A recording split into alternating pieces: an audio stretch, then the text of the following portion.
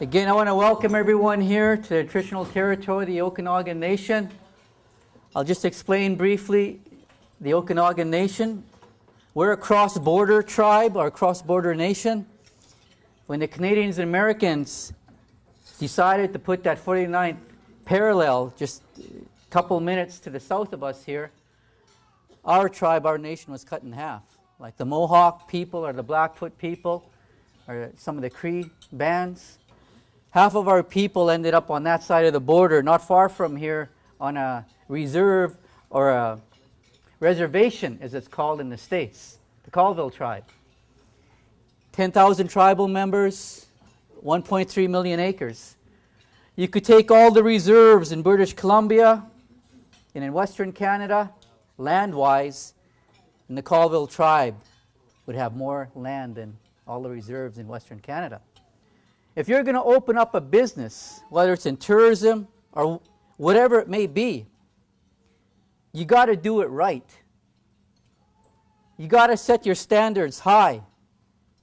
And I'll show a video which I just got the other day, and I'm sure this is going out to every First Nation in the country. I just watched this the other day. I was going to show some Osoyoos Indian Band videos about our partnerships with Bellstar here, with Vincor, with Incomeep Sellers, and I thought, I want to show this because this shows other First Nations doing great things in business all across this country, in tourism, in industry. Awesome stories. And I'm sure this went out to every First Nation in this country. Beverly was 100% right when she said, if you're going to run a business, you got to open up on time. We call it no Indian time. You can't run a business on Indian time. And that's one of the biggest problems today is the laziness of Indian time. That's one of the biggest problems we have on this reserve is Indian time. Some of our people think they can live their lives on Indian time, or Navajo time, or Cree time, or Shuswap time, as we joke about within the tribes. Business people know, like yourselves, and entrepreneurs know, like Sharon up in West Bank, in her restaurant. She would not be open today if she ran her business on Indian time. And that's one of the biggest problems that I still see amongst our people. But all the old-timers, those up in Alaska or Northwest Territories or down in the South, wherever I go in Indian country, they always tell me this. The real Indian time from the old-timers. Because every time we have a meeting on this reserve, and I've been on over 100 Indian reserves in this country, it's always the same stories back to me. You know who shows up on time? You know who are the first ones at the meeting? You know who are the ones that stay through the entire meeting? It's always the old-timers. Always. Those that are 60 and older, or 50 and older. It's always the old-timers because they tell me that the real Indian time is you get there early. That's the real Indian time, not this modern-day lazy Indian time that we still struggle with here on our reserve. I'm so proud of the fact that we're probably the only First Nation in this country that can put up our hand and say we employ Native people from over 35 different First Nations. That's one thing I'm extremely proud of. And I'll take the arrows from anybody over that fact. Because every time I ask, when I see a new Native working on our res, how'd you end up here? Why are you here?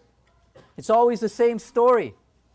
Where I come from, my First Nation has no businesses. Where I come from, the biggest employer is the band office. I tell Native people the biggest employer should not be the band office. The biggest employer on your reserve should not be the government. And your biggest source of income should not come from grants and federal transfer subsidies. If the biggest source of income on your res comes from the federal government or other grants, I do not call that an independent First Nation, obviously.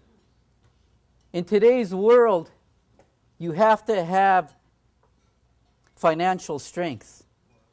You can't run a business without money. As Native people, we got to start talking about money. Most of our people, we all love money, whether we admit it or not. We all do.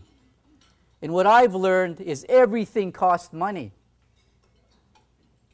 The old timers say money doesn't fall out of the sky. All of our cultural programs cost money. All of our educational programs cost money. All of our health programs cost money. I might love making money, but I love making money because this is the equation that I have in my mind. Money equals opportunity. It's only money. Land is always more important than money. So we're buying land off the reserve. As you drove in here, we own some of those properties off the reserve.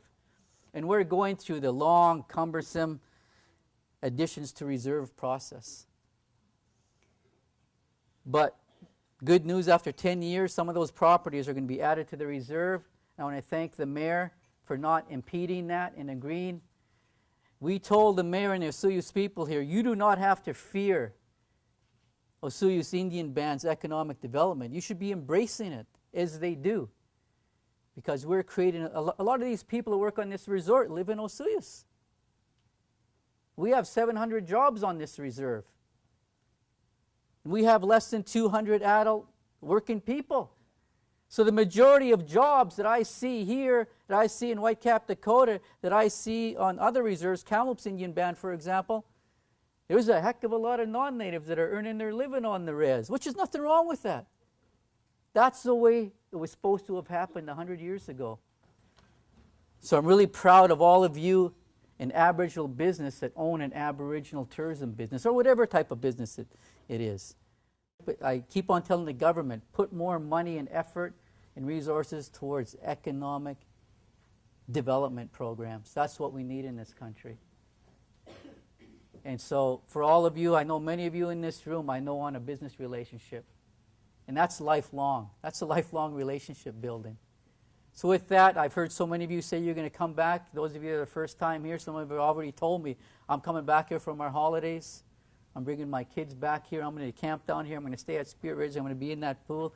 I'm going to ride those horses. One of our band members runs a horse riding business here. And I know Charlotte and all of us, Teresa, Tony, Ronnie, all of us from the Chief and Council, we welcome you back with open arms, and we hope you come back again. So with that, Jeff, I'm sorry I went over my time as I usually do, but you get me talking. I'm passionate about this stuff.